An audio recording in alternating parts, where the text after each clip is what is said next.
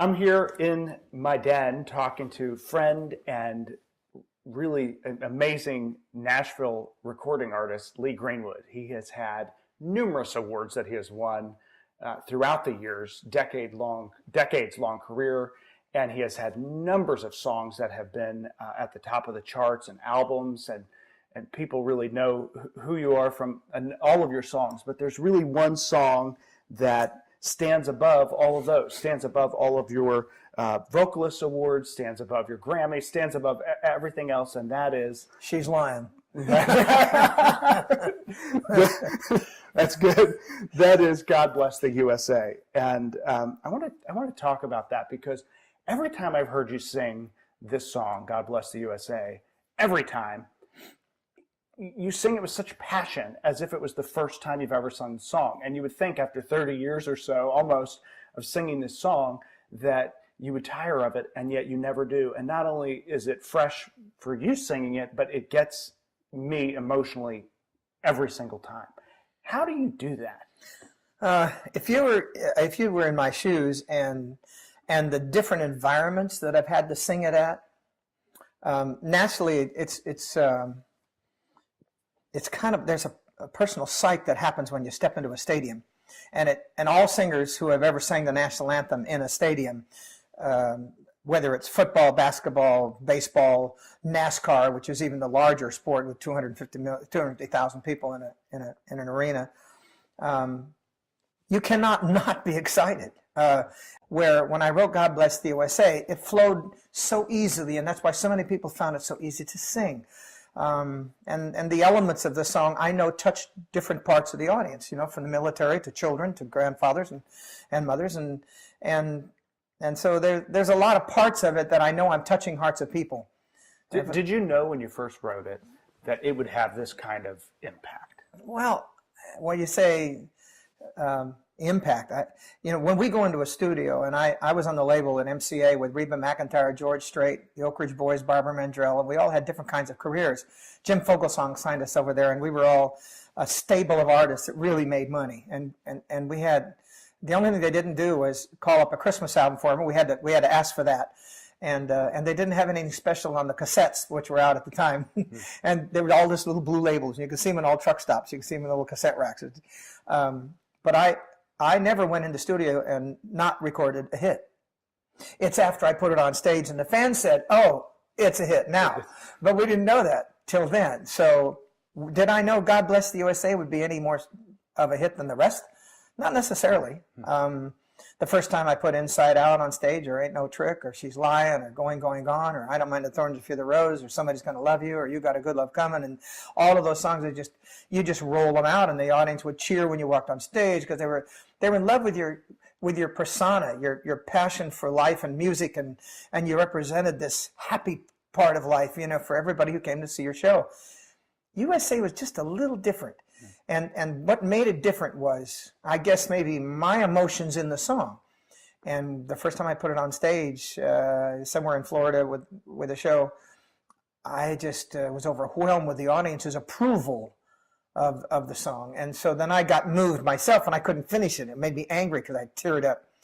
And so it has never changed. I mean, in all events that I sing at, whether it's for the military on my U.S.A. shows or for it's a domestic show here in the United States, and whatever event it's for, I'm always I'm giving it my very best.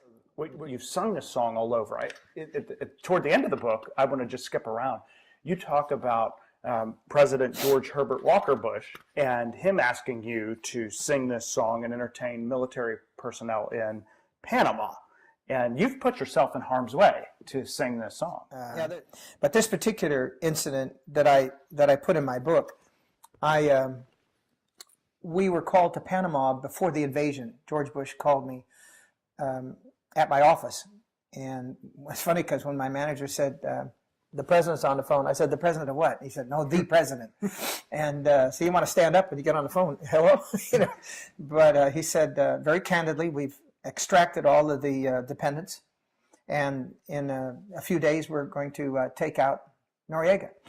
And I said, "Okay." He said, "I want you to go down there and entertain the troops and get them in a high spirit." And he also said, "Don't talk about the flag." And I had been very outspoken about people desecrating the flag. And I said, okay, I won't. And he said, I want you to take a letter to the Marines. He said, I have a letter I'm going to send to you by courier. And I got it within a few hours. And he said, deliver it. So when we landed in Panama, my band got on a Chinook helicopter and went, precariously across the ground because they were trying to stay low, and they almost dumped the guys out of the back. And I got in a Jeep, and I went into the jungle where there were 200 Marines in an outpost. Weren't supposed to be any insurgents there, and about halfway there we came under fire, and the bullets were whizzing through us and hitting the Jeep. And the driver had his hand up on the wheel and took his index finger off. And so I searched very quick, and I couldn't find it. Blood was splattering everywhere, so I grabbed his hand and just put a tourniquet on it. I didn't get hit. We just kept going. And we got into the compound, and the Marines fanned out to protect us. But there was no more. That it was just an incident along the way, and that's how people get killed. It's just like little things. We're so powerful, so mighty, but when you get down to jungle warfare or urban warfare, it's a one-on-one game. And how smart you are, maybe is how you avoid it, or maybe it's just God's hand.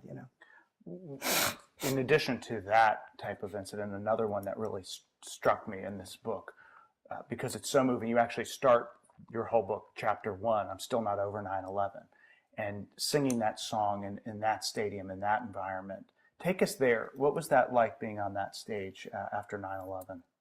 I don't know where you were, Skip, but I was in Los Angeles. I actually went out for a business meeting in L.A. the night before, and when the first tower got hit, nobody had really seen it on the media. Media began to cover it as if it was just a plane that ran into it by mistake. And then they were all in place when the second plane hit the tower. Well, my wife had already called me and woke me up that there was something happened in New York. It was really bad. And we all saw the same thing that you all saw. Amazing that we would be able to see that on media so far away. And after the FAA grounded all airplanes, I was stranded in L.A. And Kim, my wife, and our two sons, Dalton and Parker, who were 6 and 3 at the time, they were stranded in Nashville. It was our home.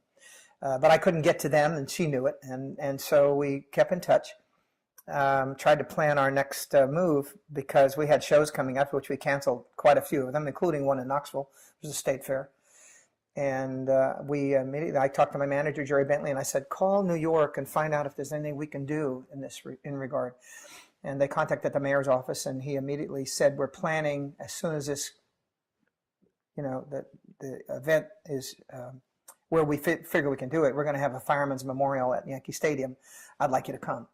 And so we did that the moment we could. It was like 2.5 weeks later. And it was Bette Midler and myself and Mark Anthony and President Clinton, Governor Pataki, and all the cleric, at Yankee Stadium. And boy, that was a moving day. And so I mentioned that in the book. But we went to the ground zero, and my wife and I and a U.S.A. representative, we brought in by the New Jersey police by boat, because you couldn't get there by streets, and walked in and amongst the buildings, and there was military presence there. We found out later the reason the military was there because there was gold bullion that they hadn't extracted yet out of the banks in the bottom of the trade towers. Okay. And but the stench, you smell human flesh. There was an arrow on one of the buildings that pointed, morgue that way. And we'd ran across several people at the hotel we were staying at that had documents and pans and stuff, and said, what is that? And so actually pieces we're putting together to find the DNA of people. It was like, wow, But no way to get over that. See, my father, Eugene Greenwood, joined the Navy in 1941, right after Pearl Harbor. And so I can imagine the impact for his whole life, my parents' whole life. And they were divorced because my mother didn't agree with him joining the Navy. She had 2 kids to raise. Bliss Lavina, she worked at Standard Oil and at Southern Pacific. And also she played piano at night in the clubs. And so she had a rough time of it, but my father knew what his duty was, and he joined the Navy and then the Merchant Marine and was a ship welder as well.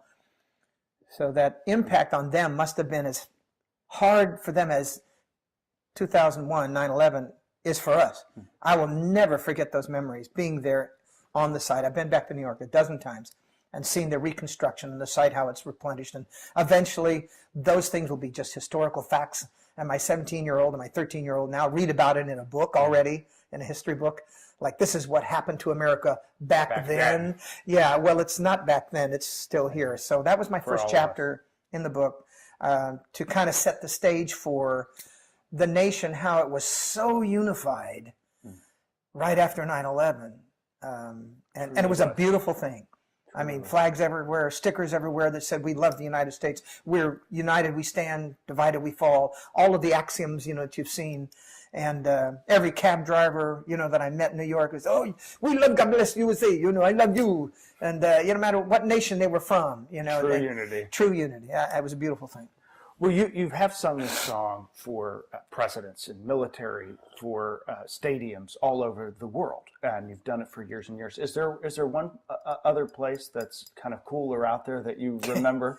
It's pretty interesting. I'm the only person in the United States that has the ability to say this.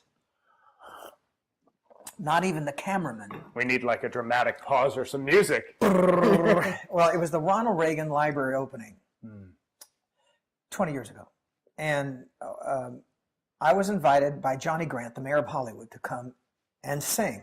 What I didn't know at the time, there would be 5 presidents and 6 first ladies on the podium. And so Johnny Grant said, Mayor Grant said, I want you to get the presidents to stand up, because somewhere in the middle of the song I have 4 F-18s is going to fly over the top of Simi Valley, and I want that shot with everybody standing. Oh, okay. No let me just ask them, So I'm waiting on the podium, and up they march. 5 presidents. There's on my left when they're seated. It's Nixon, Carter, Ford, Reagan, Bush. Bush is president now, but it's Reagan's day, and I worked with 3 of their campaigns. Okay. All wonderful men. I enjoyed meeting all of them. So in the middle of my song, there's a place where, and this is a beautiful day outside. There's a gaggle of cameras. It's all pomp and circumstance you could possibly imagine. And they're playing my track, and I'm singing along. Let me preface by saying, when I worked with the Reagan campaign, I was Nancy Reagan's champion, and I enjoyed events that I worked with her. When I was in the presence of the president, normally there was not a warm, affectionate kind of brotherly feeling. He was the president of the United States. He was a former actor. He had dignity and respect, and he kept you like that. I will discuss life with you. And so where Vice President Bush was exactly the opposite. It was like, hey, Lee, how's the family? And, and Barbara was the same way, just so warm. And, so there was a different kind of relationship I had with the Reagans than with the Bush family. And so as I'm singing along, I'm figuring, this is not going to happen. I'm not going to get them to stand up. And but as you know, or if you can remember, in the middle of my song, there's a line that says, I'd gladly stand up next to you. Now, that's a sort of a reference to, if we were shoulder to shoulder across America, we'd be defending it with ourselves, our minds, our souls. That's what the line meant. Not physically stand up. But it sort of worked that way. But as I put the song on stage many times, people stood up as soon as I heard the song. Sure. They're on their feet. You can't stop people. Yeah, it's pretty cool. It's like a rock concert. Yeah. But I'm getting to that point in the song, and I look over, and I'll be darned if President Reagan doesn't glance at me and get eye contact, which is very rare for him to do that. And so I say, I gladly stand up, and I'll be darned, he stands up. And when he stood up, his friend, President Bush, stands up. When the president stands up, everybody stands up, and here comes the 4 F-18s right over the top of us. Perfect. Got the shot. So in addition to performances at the White House, meeting Margaret Thatcher in L.A. in a private audience, many senators and congressmen, people I know in high places. That's the one that stands out the most for me. That's amazing. Most unique. It is incredibly unique. The song has touched so many people, whether it's somebody sitting there that you don't know who it's touched them and they've done something different, or a presidential forum like that. I feel so privileged to be in that spot. I mean, and it's the song that took me there. I wouldn't have gotten that chance had I just been one of the crew, one of the guys in Nashville or in LA that, okay, come and sing. We need a singer, But it was the song that took me there. It's really you.